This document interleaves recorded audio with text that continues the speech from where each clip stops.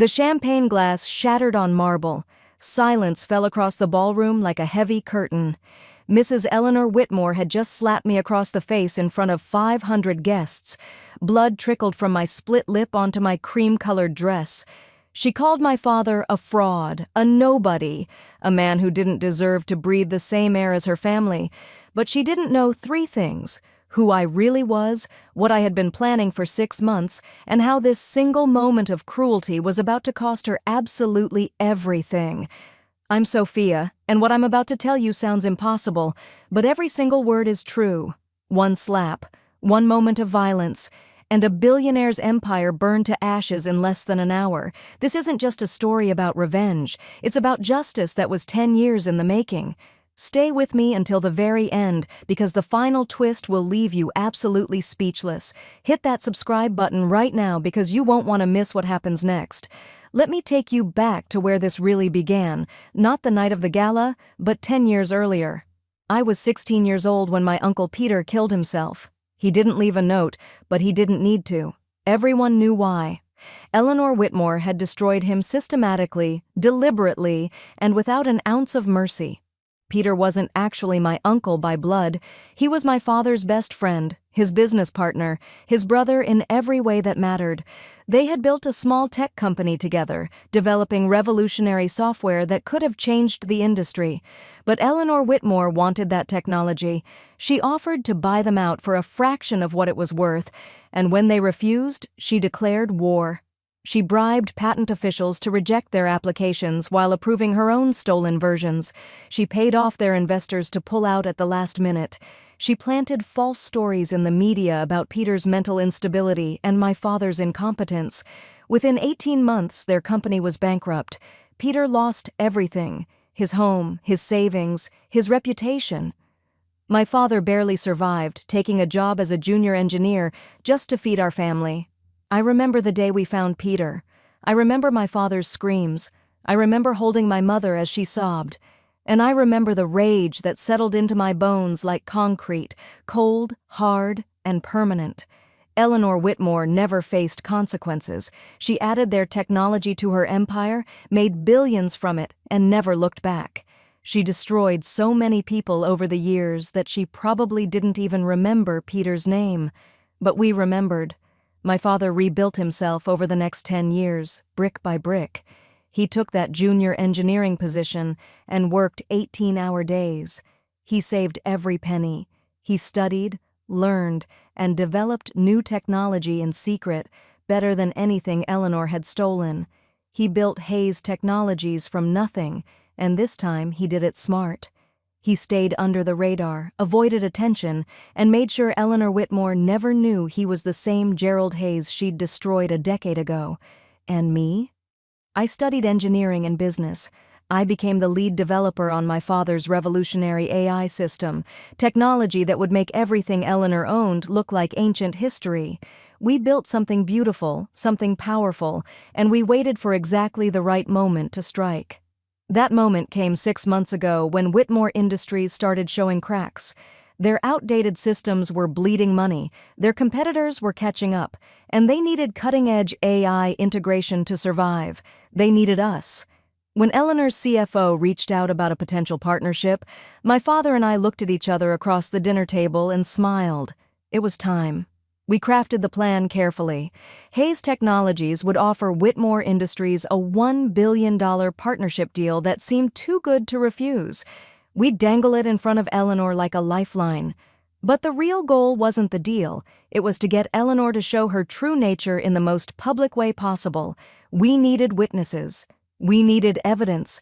We needed her to destroy herself. The Crimson Charity Gala was perfect. 500 of the wealthiest, most influential people in the country would be there, including journalists, federal investigators, and even Eleanor's own estranged son, Philip, who had contacted us months ago.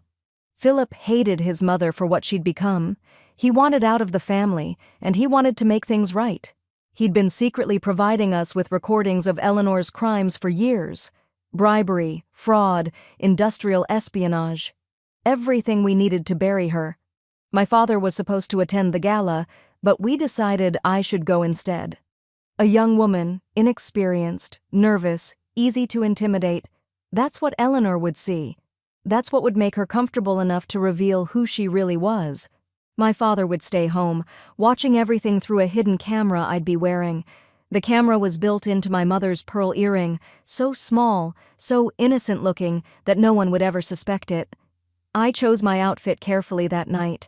A simple cream-colored dress, no designer labels, no flashy jewelry, just those pearl earrings and a modest clutch purse. I wanted to look exactly like what Eleanor would despise, humble, ordinary, beneath her notice. When I looked in the mirror before leaving, my father put his hands on my shoulders and said, "Your uncle would be so proud of you." I kissed his cheek and promised I'd make this right. The Grandview Hotel ballroom was everything you'd expect from old money trying to prove it still mattered. Crystal chandeliers that probably cost more than most people's houses, ice sculptures of swans, champagne flowing like water, women in gowns that cost 5 figures, men in custom tuxedos, everyone dripping with diamonds and arrogance. I walked in with my small clutch purse and felt the eyes land on me immediately, assessing, judging, dismissing. A woman in a ruby red gown looked me up and down and whispered to her companion, loud enough for me to hear, "How quaint. Did she borrow that dress from her grandmother?" They both laughed. A man asked if I was working the event, assuming I was staff. I smiled politely, my heart pounding, and kept moving through the crowd. Every insult, every dismissive glance was being recorded. Every moment was feeding into our plan. I spotted Eleanor Whitmore across the room, and my breath caught. She was exactly as I remembered from the photos I'd studied obsessively, tall, imposing, with silver hair pulled back so tightly it looked painful. She wore a gown that probably cost $50,000, and she moved through the crowd like a queen inspecting her subjects. People practically bowed when she passed. She radiated power and cruelty in equal measure. I approached her carefully, respectfully, and introduced myself. "Mrs. Whitmore, I'm Sophia Hayes. I'm here representing my father, Gerald Hayes of Hayes Technologies. We're honored to finalize our partnership tonight." Her face changed instantly. The polite mask dropped, replaced by something cold and predatory. "Where is your father? Did he send his child to do business?" Her voice dripped with contempt. I explained that my father had fallen ill and couldn't attend, that I was fully authorized to finalize the agreement, that I had the contracts ready for her signature. But Eleanor wasn't listening. She was looking me up and down with undisguised disgust, taking in my simple dress, my modest jewelry, my lack of designer labels. In her world, appearance was everything, and I had failed the test. "You show up to negotiate a billion-dollar deal looking like you're attending a church picnic?" She laughed loudly, drawing attention from nearby guests. People turned to watch. Phones were already appearing, capturing this moment. Perfect. I maintained my composure, kept my voice steady. "Mrs. Whitmore, I assure you the terms of our partnership are excellent. Hayes Technologies has developed AI systems that could revolutionize your operations and save your company millions in—" "Save my company?" She cut me off, her voice rising. "My family built an empire while your father was crawling in the dirt. We don't need saving from nobodies who got lucky playing with computers." I felt the familiar anger rising in my chest, but I pushed it down. Not yet. I needed her to go further. "My father has worked incredibly hard to build Hayes Technologies. He's earned everything he has through dedication and innovation. I hoped we could—" "Earned?" Eleanor's laugh was sharp and cruel. "Let me tell you something about your father, little girl. Men like him don't earn anything. They steal, they copy, they ride on the coattails of their betters. Old money doesn't mix with new poverty, and that's all you are, poor people pretending to be players." The words hit exactly as she intended them to. Around us, guests had stopped their conversations entirely. The ballroom had grown quieter, everyone sensing the confrontation building. I could see Eleanor's business partners watching, her investors frowning, her son Philip standing near the bar with his phone out, recording everything. I took a breath and played my role perfectly. "Mrs. Whitmore, please. My father respects you greatly. This partnership would benefit both our companies. If you could just look at the terms. I don't want to look at anything from your father. She stepped closer to me, her height making her tower over me intimidatingly. Do you want to know what I think? I think Gerald Hayes is a fraud who stumbled onto one good idea and has been desperately trying to stay relevant ever since. I think he sent his daughter here because he knew I'd take pity on a young girl out of her depth. Well, I don't do pity. She grabbed my clutch purse from my hands before I could react. The movement was so sudden, so violent that I gasped. Eleanor opened the purse and dumped its contents onto the marble floor. The fake contracts scattered across the polished surface. My phone slid several feet away. Lipstick rolled under a nearby table. And there, among the scattered items, was the real document, the lawsuit we'd prepared, waiting for exactly the right moment. But Eleanor didn't look at the papers. She was too focused on humiliating me. "Look at you," she said, her voice projecting across the silent ballroom. "On your knees like a beggar, scrambling for scraps. That's where people like you belong." I was on my knees, gathering the scattered items, and I let tears form in my eyes. Not tears of shame, tears of anticipation. Because Eleanor had just crossed the line from cruelty into physical aggression, and everything was being recorded in crystal-clear high definition. I stood slowly, clutching the papers and my phone. I looked Eleanor directly in the eyes and said, quiet enough that she had to lean in to hear me, "My uncle would have forgiven you. I won't." Her face changed. The color drained from her cheeks. Her eyes widened with a recognition that came 10 years too late. You're Peter's niece? You remember him." It wasn't a question. "After all the lives you've destroyed, you actually remember his name." Eleanor's hand came up so fast I barely saw it. The slap connected with my cheek with enough force to snap my head to the side. Pain exploded across my face. I tasted blood immediately. My lip had split against my teeth. Blood dripped onto my cream-colored dress, spreading like a wine stain across the fabric. The ballroom was completely silent. A champagne glass slipped from someone's hand and shattered on the floor, the only sound in that frozen moment. Security guards started moving toward us. Eleanor was breathing hard, her face flushed with rage and something else. Fear. She'd just assaulted someone in front of 500 witnesses, and she was beginning to realize what that meant. But I smiled. Blood on my teeth, pain radiating through my jaw, and I smiled at her. "Thank you," I said clearly, making sure everyone could hear. "That's exactly what I needed." I pulled out my phone, and with a few quick swipes, I connected to the ballroom's sound system. I'd hacked into it earlier that evening, a simple exploit that the hotel's outdated security never detected. Eleanor's voice suddenly boomed through the speakers, filling every corner of that massive space. "Your father is nothing. You are nothing. We don't do business with frauds. Poor people pretending to be players." Every cruel word she'd spoken in the last 10 minutes played back in her own voice, crystal clear, undeniable. Guests pulled out their phones, recording the recording. This moment was being captured from dozens of angles, already being uploaded to social media, already going viral. But I wasn't done. Not even close. The recording shifted to older audio, and Eleanor's face went from red to white. Because what came through those speakers next was her voice from 3 years ago, speaking to a senator. "I don't care what it costs. Kill the investigation, and I'll have $5 million in your offshore account by Friday." Then her voice from 5 years ago, talking to one of her executives. "Steal the patents. If anyone asks questions, we'll bury them in legal fees until they give up." And finally, the recording that made several people in the crowd gasp audibly. Eleanor's voice, laughing, from 10 years ago. "Peter Hayes actually killed himself? Well, that saves us the trouble of finishing him off professionally. Weak men always take the easy way out."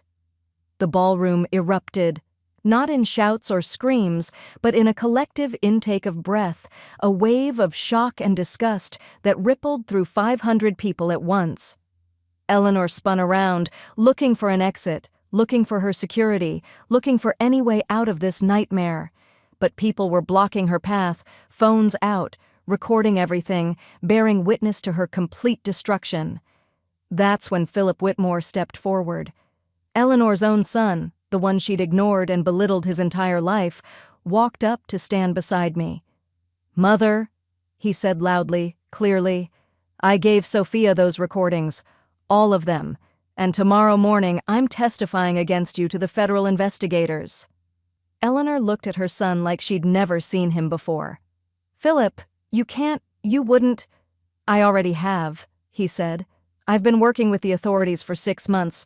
Everything you've done, every crime, every bribe, every stolen patent, it's all documented. It's all evidence now." A man in a dark suit emerged from the crowd. He looked completely ordinary, forgettable, the kind of person you wouldn't glance at twice, but when he spoke, Eleanor's knees actually buckled. "Eleanor Whitmore, I'm Special Agent Christopher Matthews with the FBI. We've been investigating you for 18 months. You should know that this entire evening has been monitored as part of our ongoing investigation." Eleanor grabbed for a nearby table to steady herself.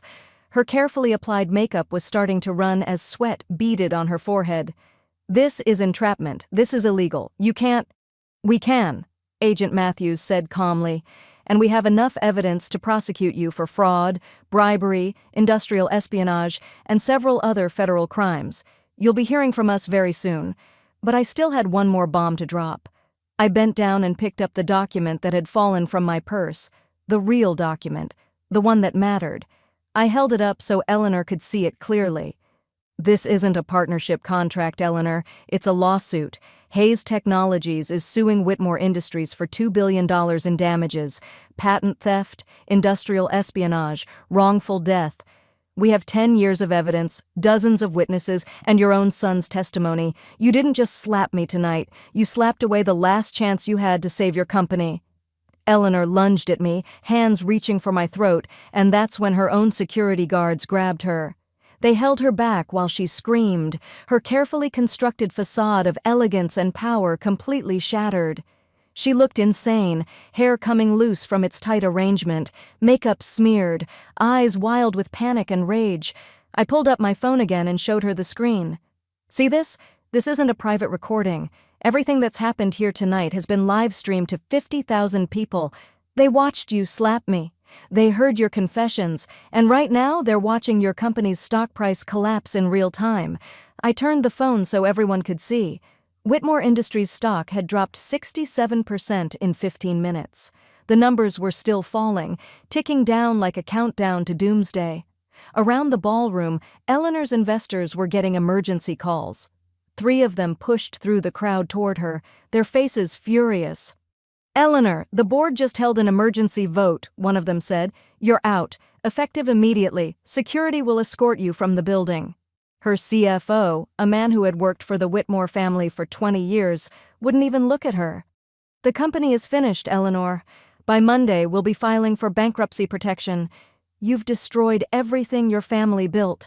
I pressed one more button on my phone, and every screen in the ballroom, the decorative displays, the monitors showing the charity auction results, they all switched to the same headline: "Hayes Technologies announces historic partnership with Sterling Industries, Crawford Corp., and Bennett Enterprises." Eleanor stared at the screens, comprehension slowly dawning. You already had other partners?" "We signed the deals yesterday," I confirmed. "We never needed you, Eleanor. This was never about business. This was about making sure you finally faced consequences for what you did to my uncle, to my father, to all the people you destroyed because you thought your money made you untouchable." The federal agents moved in with handcuffs. Eleanor Whitmore, billionaire, society queen, the woman who had ruled this city's elite for 3 decades, was arrested in front of 500 guests. Cameras flashed from every direction. Video was being recorded from dozens of angles. This moment would be on every news channel by morning, trending on every social media platform, dissected and analyzed and shared millions of times. As the agents led Eleanor toward the exit, she looked back at me one last time. The hatred in her eyes was almost physical, but underneath it, I saw something else: fear. She finally understood that she had lost everything: her company, her fortune, her freedom, her legacy. I stood in the center of that ballroom, blood still on my chin, my cream dress stained, my cheeks swelling from the slap, and I felt nothing but peace. 10 years of planning, 6 months of careful execution, 1 night of perfect justice.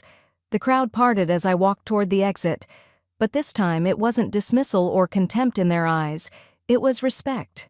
Someone started clapping, slow and deliberate, and others joined until the sound filled the ballroom. A young entrepreneur approached me and asked for my business card. 2 investors wanted to discuss potential partnerships. A journalist requested an exclusive interview. Outside the hotel, I called my father. He answered before the first ring finished. "I watched everything," he said, and I could hear tears in his voice. "Sophia, your uncle would be so proud." "This was never about the money, Dad." "I know," he said softly. "It was about making sure Peter's memory meant something. It was about proving that cruel people don't win forever." I looked back at the hotel, at the chaos visible through the tall windows, at the security guards keeping reporters away from Eleanor as they loaded her into a federal vehicle. "It's done," I said. "It's finally done." The next 6 months unfolded like dominoes falling in sequence. Eleanor Whitmore was formally charged with 17 federal crimes. Her trial lasted 8 weeks and became the most watched court proceedings in years. Philip testified against her, providing evidence of decades of corporate crimes.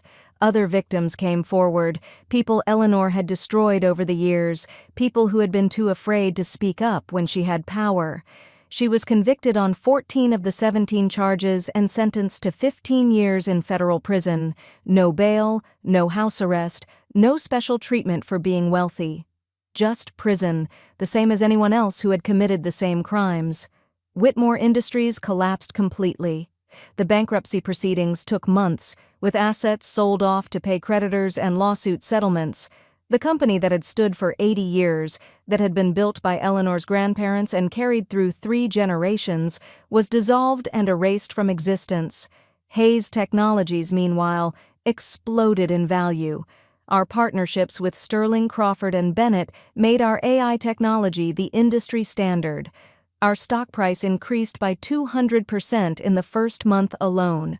Investors who had once ignored my father's calls were now begging for meetings. Tech magazines put us on their covers. My father was named Innovator of the Year by 3 different publications. But the most satisfying part came 8 months after that night at the Gala. Hayes Technologies had enough capital to make a special purchase at the Whitmore Industries asset auction. We bought Eleanor's corporate headquarters building, the gleaming tower in downtown where she'd ruled her empire for 30 years. We paid exactly $1 for it. The building was worth $30 million, but it was so tainted by scandal that no one else would bid. We took it off the market for a single dollar and announced our plans immediately. We weren't going to use it as office space. We were converting it into a free technology training center for underprivileged youth, a place where kids from poor families could learn engineering, coding, and business skills without paying tuition, a place where talent mattered more than money. And we named it the Peter Hayes Center for Technology and Innovation. Eleanor would spend her prison sentence knowing that her beloved headquarters, the symbol of her power and success, had become a place of hope and opportunity for exactly the kind of people she'd spent her life looking down on. Her legacy wasn't dominance and wealth. It was a reminder that cruelty always costs everything in the end. I visited the center on opening day. I wore the same cream-colored dress I'd worn to the gala, cleaned and repaired. I wore my mother's pearl earrings, and I stood in front of 200 students from underprivileged backgrounds and told them my story, all of it, the destruction of my uncle, the years of planning, the night of the gala, the slap that changed everything. Eleanor Whitmore thought money made her better than everyone else, I told them. She thought cruelty was a form of strength. She thought people like you and me were beneath her notice. But she was wrong about everything. Your worth isn't determined by your bank account or your last name. It's determined by your character, your integrity, and your willingness to stand up for what's right. After the speech, a young girl approached me. She couldn't have been more than 14, with worn sneakers and a backpack held together with duct tape. She looked at me with wide, hopeful eyes and said, "Did that really happen? Did you really take down a billionaire?" I knelt down so we were eye level. I did. And someday, when someone tells you that you're not good enough or that you don't belong, I want you to remember this. Dignity isn't something that can be bought, borrowed, or given. It's something you carry inside yourself. And no one, no matter how rich or powerful, can ever take it away from you unless you let them. She hugged me, and I felt tears sting my eyes. The good kind this time.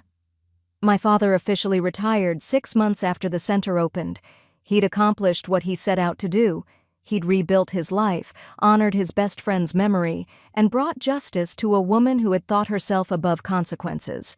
He spent his retirement volunteering at the center, teaching engineering classes to students who reminded him of himself at their age.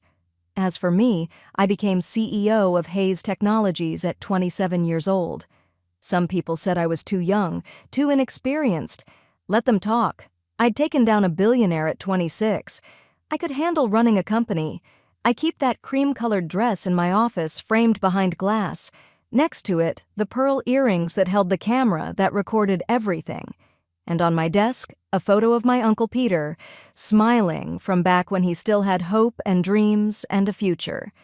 Eleanor Whitmore thought one slap would put me in my place. Instead, it cost her everything: her company, her fortune, her freedom, and any chance of a legacy worth remembering. But this story isn't really about her. It's about every person who's been underestimated, humiliated, or told they're not good enough because of where they come from or how much money they have. 10 years of planning, 6 months of careful execution, one slap that changed everything, and justice that will last forever. If this story gave you chills, hit that subscribe button right now and turn on those notifications, because I have more stories of justice and revenge that will blow your mind. Drop a comment below and tell me, have you ever stood up to someone who thought they were untouchable?